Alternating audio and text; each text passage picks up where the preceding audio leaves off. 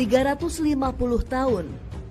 Demikian pengajaran sejarah resmi negeri ini atas jejak penjajahan Belanda. Pada awalnya, bangsa Belanda datang bukan untuk menjajah. Sama seperti bangsa-bangsa Eropa lain yang datang ke Nusantara, Belanda datang untuk berdagang. Mereka mencari rempah-rempah Indonesia yang terkenal. Kedatangan Angkatan Perang Belanda pada awalnya bertujuan untuk melindungi perusahaan dagang Belanda VOC. Angkatan Perang inilah yang pada akhirnya menjajah bangsa-bangsa di Nusantara. Maka berubahlah status Belanda dari berdagang menjadi penjajah.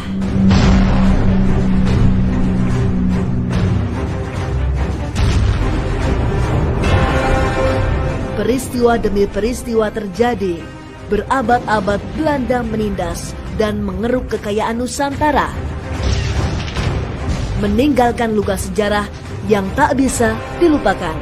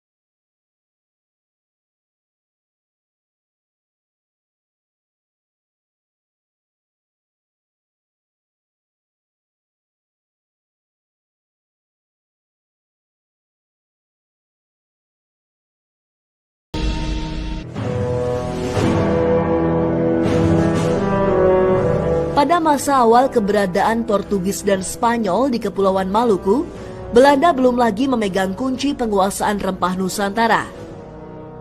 Baru pada akhir abad 16, Belanda mulai melakukan ekspedisi ke perairan Nusantara. Ekspedisi armada Belanda berpedoman pada buku Itinerario Near Us of the Portuguese Indian yang dikarang Jan Huygen van Linschoten. Jan Huygen van Linschoten adalah seorang pegawai yang bekerja pada maskapai perniagaan Portugis yang sempat bertugas di wilayah Indonesia Timur. 2 April tahun 1595, Cornelis de Houtman memimpin ekspedisi bangsa Belanda yang pertama kali menuju Nusantara. Bersama navigator Peter Dirk Zoon Keizer, Cornelis de Houtman memimpin 4 armada kapal dengan jumlah awak kapal sebanyak 248 orang.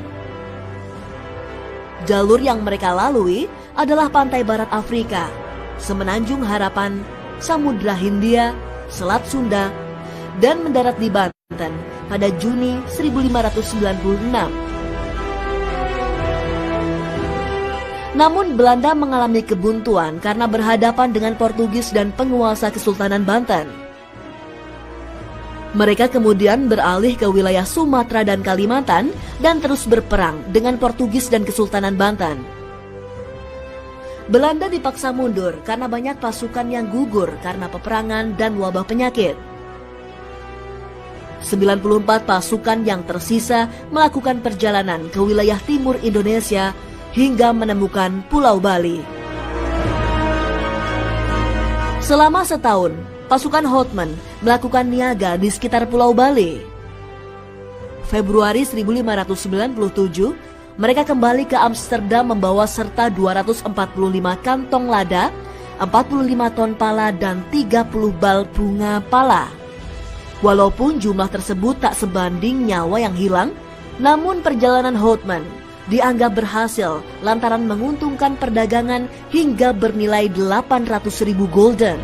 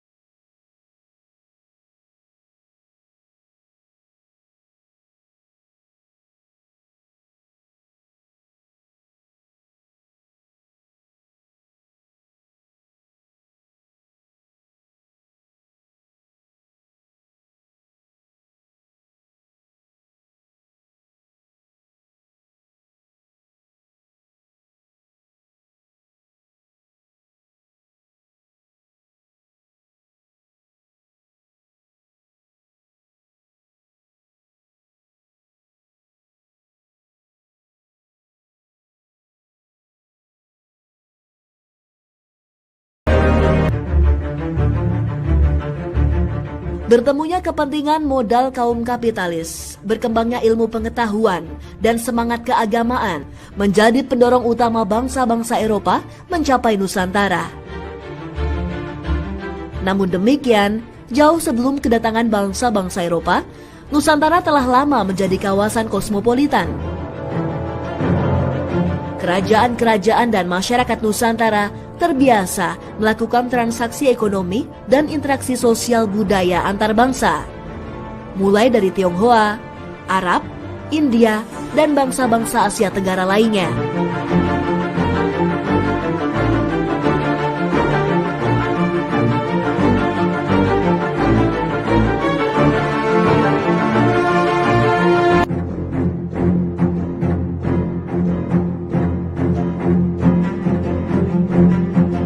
Catatan panjang peristiwa-peristiwa pahit persaingan politik mengajarkan para pedagang Eropa itu untuk membagi dan mengkapling-kaplingkan wilayah Nusantara untuk kepentingan masing-masing. Sementara interaksi mereka dengan penguasa dan masyarakat lokal juga menumbuhkan sikap oportunistik dan kemudian berkembang dengan rupa-rupa tipu muslihat dan siasat licik. Setelah VOC berdiri, para pedagang Belanda memiliki kekuatan besar untuk memaksa kehendak kepada penguasa dan masyarakat lokal Nusantara.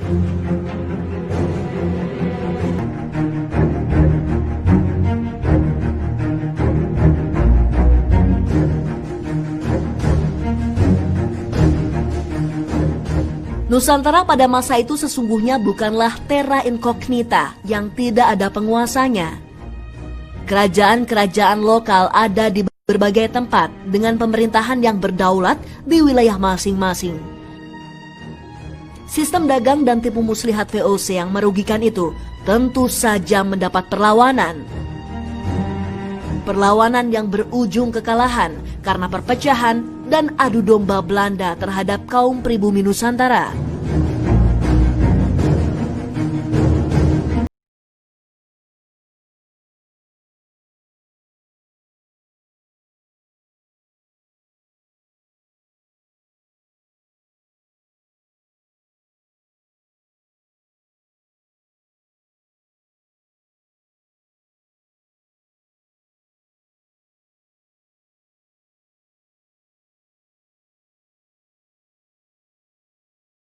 Menikmati kekayaan alam Indonesia selama ratusan tahun telah membuai bangsa Belanda. Hal ini yang membuat pemerintahan Hindia Belanda terus mengirimkan tentaranya agar dapat menguasai kekayaan Nusantara. Mereka terus menumpas perlawanan kaum pribumi dan menghalau bangsa-bangsa Eropa lain yang ada di bumi pertiwi.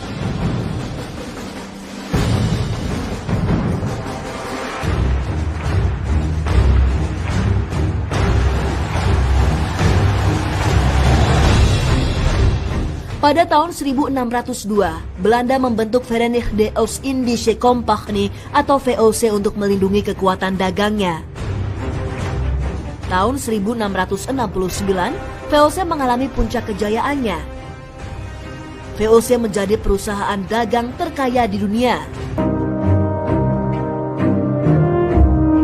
Setelah VOC bangkrut, aset-aset VOC diserahkan kepada pemerintahan Hindia Belanda.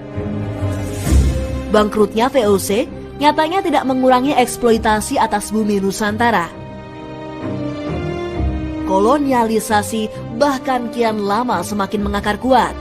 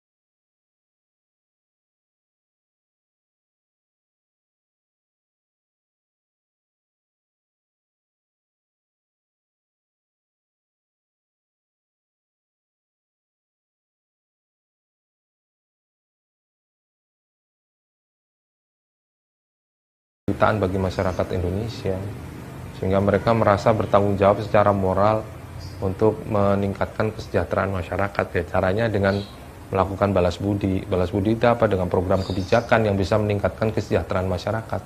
yaitu melalui apa? Melalui pendidikan, melalui perbaikan fasilitas pertanian dan kegiatan-kegiatan produksi yang lain, dan kemudian juga melalui pemerataan penduduk, artinya penduduk yang di daerah-daerah padat dan mungkin bermasalah karena sering tertimpa bencana kelaparan ataupun mungkin wabah penyakit, itu dipindahkan ke daerah-daerah yang masih kosong. Nah itulah yang menjadi program kebijakan utama dari politik etis sebagai upaya Belanda untuk meningkatkan kesejahteraan masyarakat Indonesia. Bukan tujuan Belanda untuk membuat orang Indonesia punya kesadaran untuk melakukan melakukan perlawanan secara terorganisir dengan membentuk organisasi, tetapi itu hasil yang tidak diduga gitu ya. Artinya karena memperkenalkan pendidikan muncullah kesadaran, dan karena muncul kesadaran kemudian muncul kebutuhan untuk membentuk organisasi, dan organisasi ini yang kemudian bisa mewadahi gagasan-gagasan orang Indonesia untuk merdeka gitu.